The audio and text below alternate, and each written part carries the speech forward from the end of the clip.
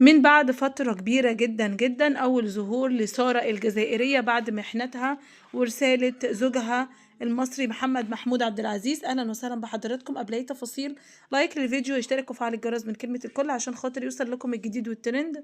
وقبل ده كله هنصلي على رسولنا الكريم عليه أفضل الصلاة والسلام. بقالنا كتير جدا جدا ما نزلناش أخبار عن سارة الجزائرية وزوجها محمد محمود عبد العزيز وأول ظهور ليها بعد ولادتها وبعد المعاناة اللي عانتها الفترة اللي فاتت.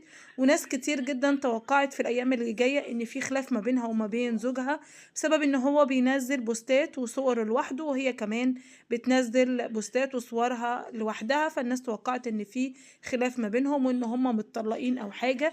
لكن النهاردة هم ظهروا مع بعض وحاطين عين زرقاء، يعني هم خافوا من الحسد عشان كده حاطين عين زرقاء. ربنا يا رب ما يجيب لهمش اي حاجة وحشة ويكونوا دايما مع بعض ويكونوا سعداء مع بعض، اللهم امين يا رب. وربنا يوفقهم ويخلي لهم اولادهم. وطبعا حضراتكم عارفين ان سارة مثال للزوجة الجزائرية المحترمة، الزوجة الصامتة اللي دايما دايما في ظهر جوزها ودايما بتدعمه في كل حاجة وبياخد رأيها في كل حاجة طبعا.